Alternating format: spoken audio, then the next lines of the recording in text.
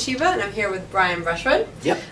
Comedic magician and host of NSFW and Scam School, two really popular podcasts that are filmed weekly. So, can you tell me your first experience at a fan convention? Man, I mean, when I was a kid, I did a lot of comic book conventions, and I knew of anime conventions, but I never went to one.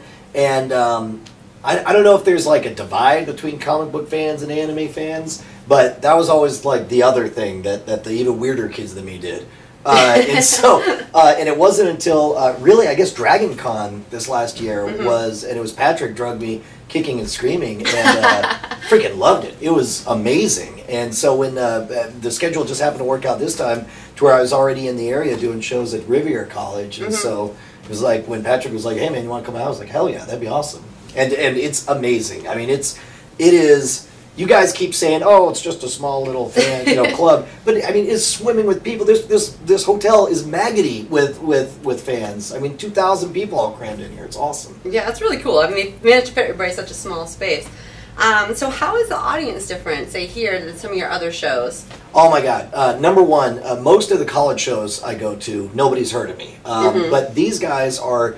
They're hip to new media, they're hip to podcasting, and a lot of them were already familiar with NSFW and with Scam School. So it's like the moment the show started, I mean, it's like the audience is already supercharged. They already know who I am, and I mean, it was just, which makes it a total blast as far as doing the show goes. I mean, yeah, everything is turned up to 11.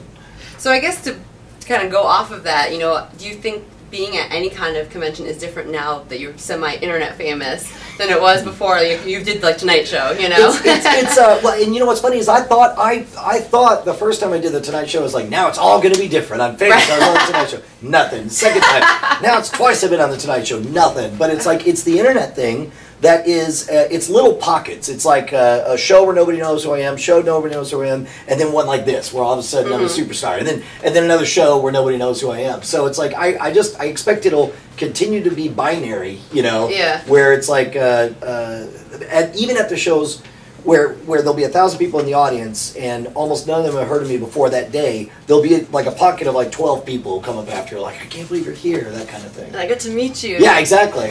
So it's like I'm hoping that slowly that number will rise.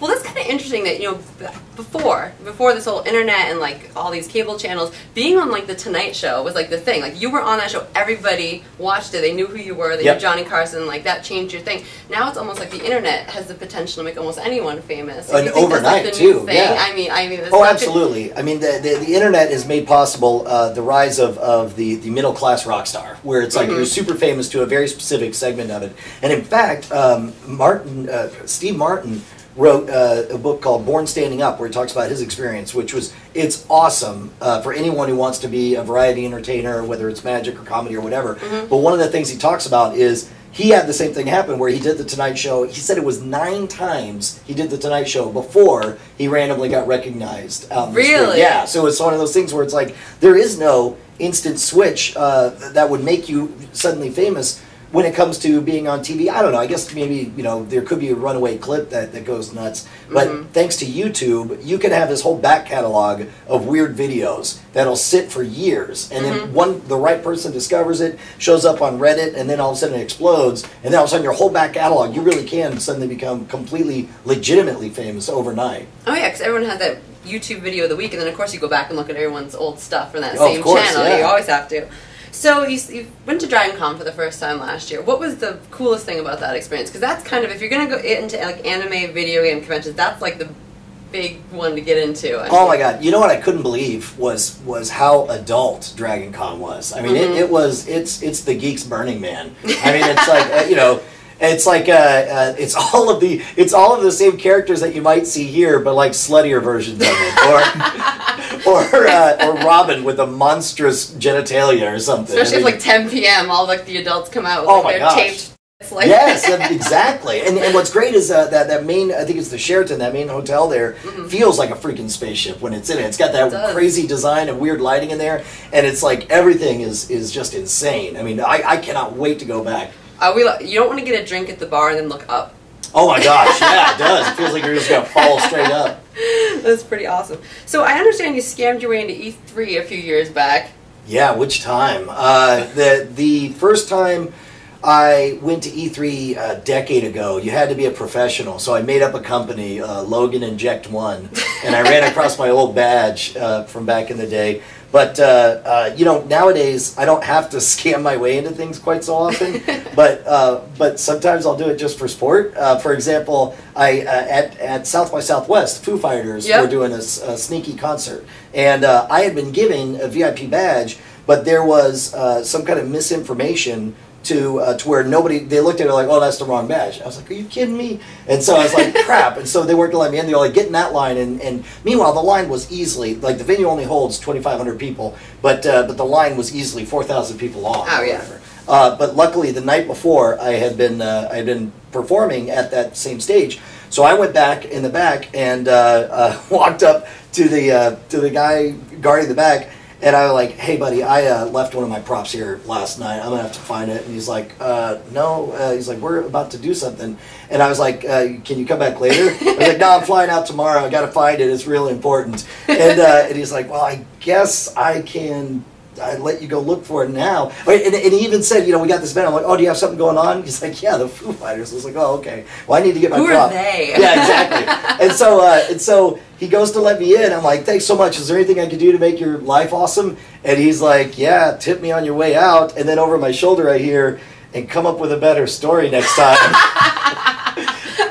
And so we went in, watched the whole concert, and instead of leaving through the front, I walked back to the back. I found that guy. I was like, dude, I looked everywhere for that tube, and all I found were these two $20 bills. Here you go. That's awesome. Hey, at least you made a good tip. Yeah, no, you just got to ask. You just got to try.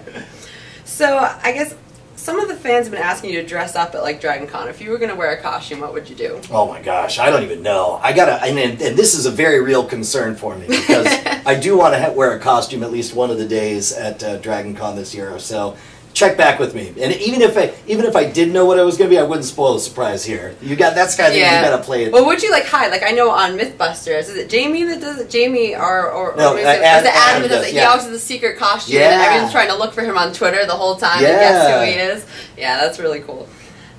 So when people see your hair, do they just assume you're in a costume? You know, it's interesting. Like, that's what's great about this place is, like, this is one of the few places where I've got the least interesting hairdo here. This is true. And then there's other times, you know, I'll tell you when I always feel it is when I get on a plane. Like, I don't even notice the looks anymore. Mm-hmm. But the moment I get on, you know, the stewardess are like, oh, I like your hair, that kind of thing. And it's nice in that it's a pattern interruption. It's an instant excuse to talk to anyone, you know, mm-hmm.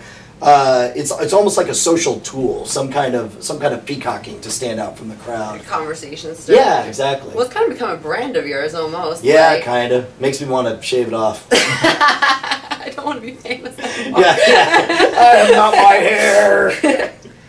So you did a lot of panels. You did one today on kind of giving people advice and starting podcasts. If you had one piece of advice to give anyone that was starting out, what would it be? Start today. Go. Just don't wait. The clock is ticking. This is your life, and it's ending 1 second at a time. Whatever is wrong with your podcast, it's nothing 1,000 episodes won't fix.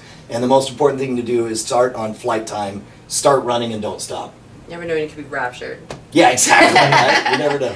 All right. So how can conventions book you, and where can we find you online? Drop me. You go away. Don't you know we're doing a very important interview? Negative. It didn't go in. Out.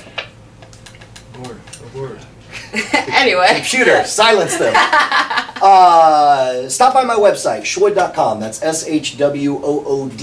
And drop me an email, brian@shwood.com. Because I got to tell you, man, I love doing this. I love to do a whole lot more. And, of course, follow me on Twitter, @SHWOOD. And of course, watch Scam School, watch NFSW, because they're funny and they're awesome, and if you have nothing to do on a Tuesday and Thursday night, they're a good place to hang out. We're your new best friend. All right, thank you so much, Brian. Well, thank you for having me, man.